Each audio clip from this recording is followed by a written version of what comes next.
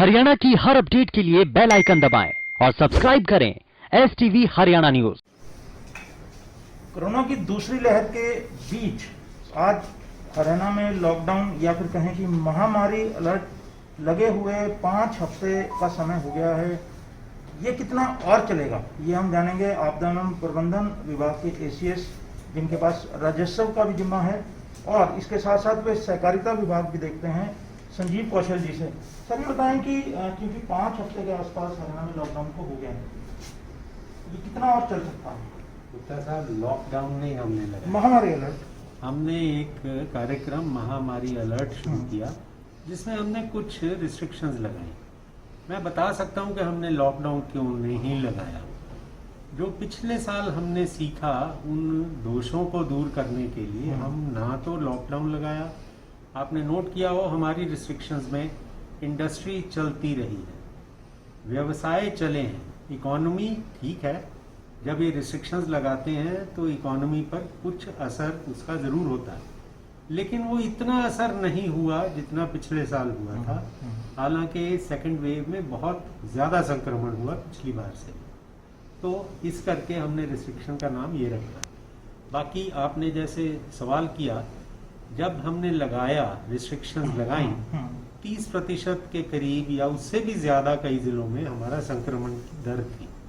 आज वो संक्रमण की दर 1.2% से कम हो गई एवरेज स्टेज में, कई जगह पर उससे भी कम है। तो ये एक निश्चय ही एक सुखद स्थिति है जिसको हम 5-6 हफ्ते से पहले की स्थिति से जब कंपेयर करते हैं। लेकिन फिर भी हमारा थोड़ा फेटेलिटी रेट 1.16 के करीब है। हम चाहेंगे कि ये और कम हो। हम चाहेंगे कि ये जो संक्रमण की दर है ये तकरीबन 0 के पास ही आ जाए। इसलिए हम थोड़ी सी रिस्ट्रिक्शंस अभी भी रख रहे हैं। हालांकि काफ़ी खोल दी गई, दुकानें पूरी खोल दी गई हैं। जो हमारे रेस्टोरेंट वगैरह हैं उनको भी छूट दी गई है रात को 10 बजे तक की।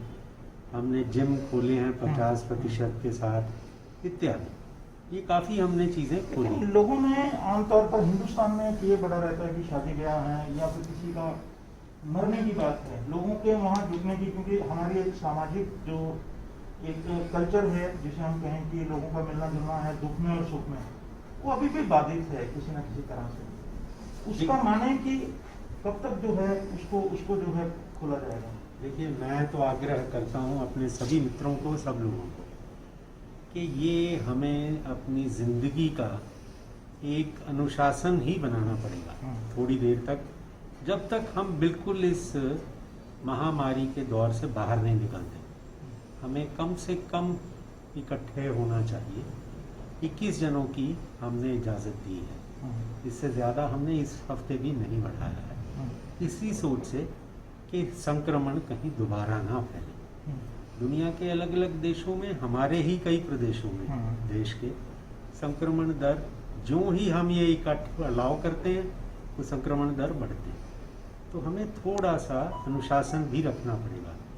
और ये भी बात है कि जिसे हम साया मानते हैं शादी ब्याह का, आने वाले अगले हफ्ते में साया नहीं है, तो इसकी ज़्यादा चिंता किसी को ज़्यादा है नहीं है शादी ब्याह के अगले हफ्ते के लिए।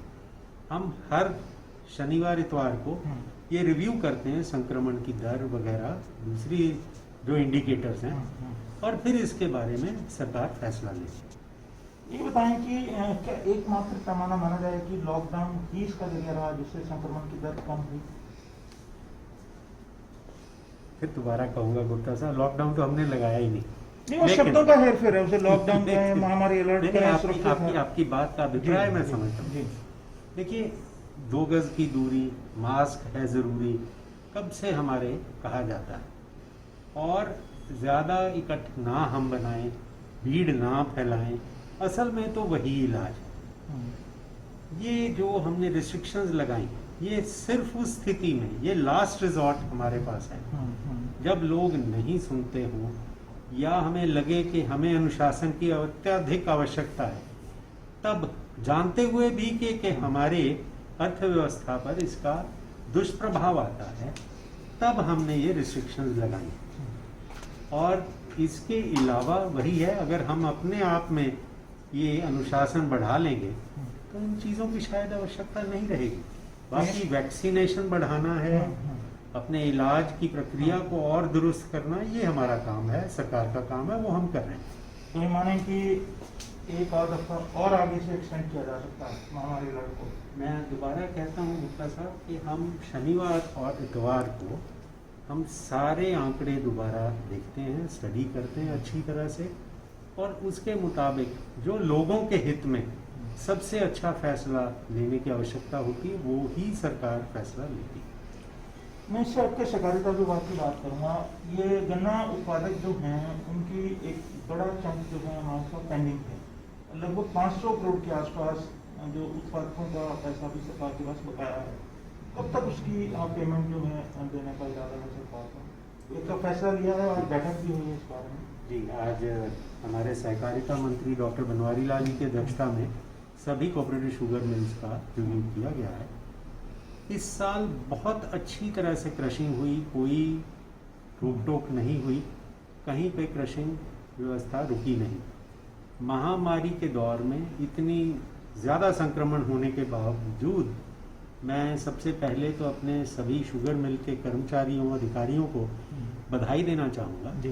कई हमारी शुगर मिलों में संक्रमण हुआ, वर्कर्स को, शाहबाद में 10 जनों को इस पीक में हुआ, लेकिन उन्होंने काम बंद नहीं किया, काम चलता रहा, किसान को कोई दिक्कत नहीं आई।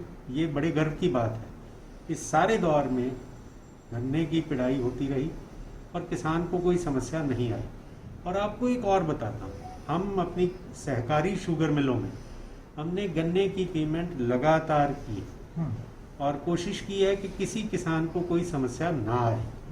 और आज हमारे सहकारिता मंत्री जी ने ये भी घोषणा की है कि इस सीज़न की क्रशिंग के सारे पैसे किसानों के, अभी आपको मालूम है अभी शुगर मिलें बंद हुई हैं, 12 मई तक चल रही थी 4 मिलें, और सारी पेमेंट 10 जुलाई तक कर दी जाएगी।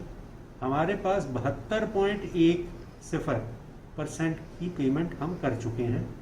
315 करोड़ रुपए हमने सरकार से ऋण लेना है और सब्सिडी भी इसी तरह से सरकार की तरफ से 45 करोड़ दी जाएगी सहकारी शुगर मिलों को। और हम आशा करते हैं कि 10 जुलाई तक पूरी पेमेंट सबकी हो चुकी हो।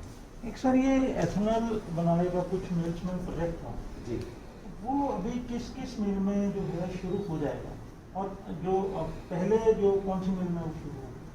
शाहबाद की शुगर मिल में इथेनॉल का एक 1600 के एलपीडी का शुरू है प्लांट, जो कि लगाने का काम। और पहले हम सोचते थे कि जुलाई में वो पूरा हो जाएगा, लेकिन कुछ कारणवश वो थोड़ा सा डिले हुआ। अब आज रिव्यू हमने किया तो पता लगा कि सितंबर अक्टूबर तक वो पूरा हो जाएगा। जब हमारी नया सीज़न शुरू होगा क्रशिंग का, तब तक वो लग चुका होगा।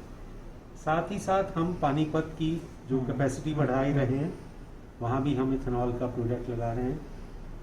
साथ ही साथ इवैक्यूएशन ऑफ पावर जो भी हम करवा रहे हैं, पावर जनरेशन भी करवा रहे हैं, और वो भी हमारा कोजन फैसिलिटी जो है वो भी हम करनाल में भी लगा ली है हमने, पानीपत में भी लगाएंगे। और इथेनॉल के लिए हम और भी शुगर मिलों में कोशिश कर रहे हैं, चाहे वो महम हो, चाहे वो कैथल हो, चाहे जींद हो, सब जगह पे हम कोशिश कर रहे हैं। ये जितना ओवरऑल आपने बताया कि हमारा ये प्रोजेक्ट है, कितना एथेनॉल जो है प्रोड्यूस होगा और इसका हरियाणा को किस तरह से लाभ होगा? इथेनॉल का एक पेट्रोल का मिक्सिंग का रखा है कि भारत सरकार का एक एफर्ट है कि हम ज़्यादा जो, क्योंकि पेट्रोल डीजल को इंपोर्ट करते हैं, कार्बन फ्यूल्स को हमें इंपोर्ट करना पड़ता है, हम आत्मनिर्भर नहीं। तो अगर इथेनॉल को उसमें मिक्सिंग की जाए, एक परसेंटेज रखी पहले भारत सरकार ने, फिर उसको बढ़ाया 10% किया, 20% तक जाने की बात हो रही है। अगर इथेनॉल को उसमें मिक्स करके चलाया जाए तो उसकी एफिशिएंसी में कमी नहीं आती और हमारी वो जो आत्मनिर्भरता है वो बढ़ती है और हमारी विदेशी पूंजी भी बचती है।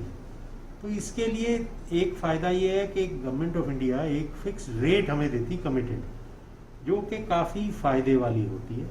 हमारी कोऑपरेटिव शुगर मिलें आप जानते ही हैं सारे भारतवर्ष में सबसे अधिक पैसे किसानों को दे रही हैं। अब उसमें ताकि कोऑपरेटिव शुगर मिल्स को कोई घाटा ना हो या कम से कम घाटा हो, इसके लिए हम इथेनॉल प्रोजेक्ट लगवा रहे हैं, को जनरेशन प्लांट्स लगा रहे हैं। हमने और तो और इस साल गुड़ और शक्कर बनाने का काम भी 3 शुगर मिलों में शुरू किया, पलवल, मेहम और कैथल में। बहुत अच्छे की जगह में अच्छा उसका कहूँगा प्रभाव रहा है, क्योंकि उसमें शुरुआती दौर में हमें थोड़ी समस्याएं भी आई, लेकिन अगले साल हम और भी इसमें पूरे जोर शोर से काम कराएंगे और आशा है कि लोगों को इससे सुविधा मिलेगी, शुगर मिलों की भी थोड़ी आमदनी बढ़ेगी, हमारा घाटा कम होगा और हम और किसानों को फायदा देगा। Thank you. तो ये हैं संजीव कौशल जिन्होंने साफ तौर पर कहा कि लोगों को यदि रिस्ट्रिक्शन से बचना है तो उन्हें सेल्फ रिस्ट्रिक्टेड होना पड़ेगा, यानी कि 2 गज की दूरी और मास्क लगाएंगे, तभी जो महामारी अलर्ट के तहत जो रिस्ट्रिक्शंस लगाई जा रही हैं उनसे मुक्ति मिलेगी। दूसरी एक अच्छी खबर ये है, सहकारिता विभाग ने फैसला लिया है कि 15 जुलाई तक सभी गन्ना उत्पादकों के 10 जुलाई तक सभी गन्ना उत्पादकों के पैसे जो हैं 1-1 पाई जो है उन्हें दे दी जाएगी। हरियाणा न्यूज के लिए चंडीगढ़ से राकेश गुप्ता।